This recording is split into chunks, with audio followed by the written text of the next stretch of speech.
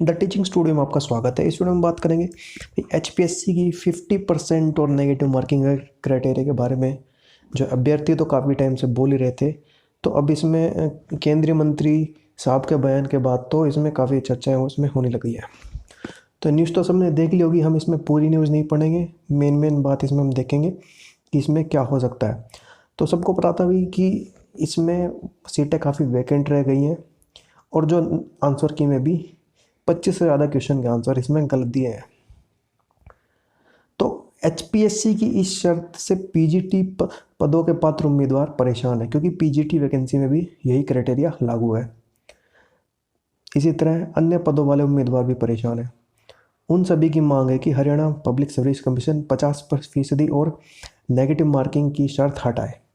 गलियारे में चर्चा है कि पूर्व में 28% तक अंक हासिल करने वाले ग्रुप बी अफसरों के पदों पर चयनित हुए हैं। यह भी चर्चा है कि मगर अगर यह शर्त नहीं हटाई गई तो बहुत सारे पदों पर एडीओ की तरह उम्मीदवार पात्र नहीं बन पाएंगे और ये पद रिक्त रह जाएं।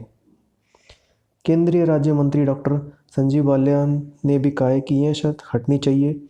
गलियारे में चर्चा है कि बालियान भले ही एचपीएससी की लिखित परीक्षा में जनरल कैटेगरी के न्यूनतम 50% अंक लेने की शर्त हटवाना चाहते हूँ, मगर हरियाणा सरकार ने तो ग्रुप सी और डी की भर्ती के लिए होने वाले कॉमन एलिजिबिलिटी टेस्ट सीईटी में जनरल कैटेगरी के लिए न्यूनतम 50% और आरक्षित श्रेणी के लिए न्यूनतम 40% अंक जरूरी कर रखे हैं।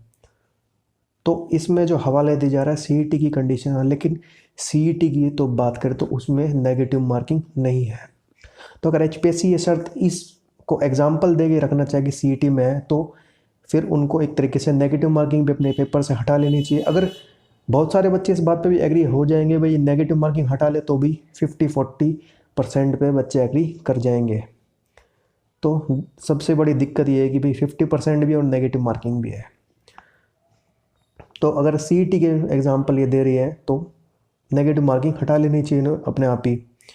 फिर इसमें कहा गया ग्रुप सी के पदों पर भी सीईटी स्कोर के आधार पर पदों की संख्या से सिर्फ 4 गुना को ही बुलाने की शर्त रखी हुई है, जबकि सीईटी पास उम्मीदवारों की मांग है कि सीईटी को पात्रता परीक्षा बनाई जाए।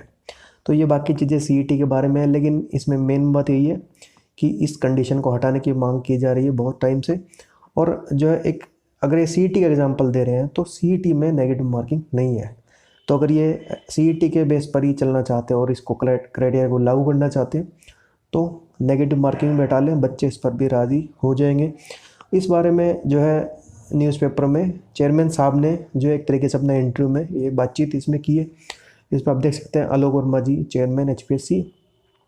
तो इसमें पहले इनसे क्वेश्चन पूछे गया क्वालिफाइंग मार्क्स 50 व 45% करने से क्या फ़ायदा है। तो इस पर उन्होंने कहा इससे मेरिट वाले बच्चों का चयन होगा, जो नहीं पढ़ेगा वह बाहर होगा। फिर इनसे पूछा गया इस नियम से तो पोस्ट ही खाली रह रही है, वह कैसे भरेंगी। फिर चेयरमैन साहब ने कहा खाली पोस्ट पर दोबारा भर्ती करेंगे, काम ज़रूर बढ़ेगा लेकिन मेरिट वालों को ही नौकरी मिलेगी। तो सबसे मेन सवाल जो उनसे पूछा गया कि क्या तय किए गए मार्क्स में बदलाव किया जा सकता है। उन्होंने कहा नहीं, यह कमीशन के रूल है, जहां सरकार के रूल में प्रावधान है वह भर्तियां उनके अनुसार होंगी। तो एक तरीके से चेयरमैन साहब ने अपनी तरफ से तो बोल दिया है कि भाई इनमें कोई बदलाव नहीं होगा।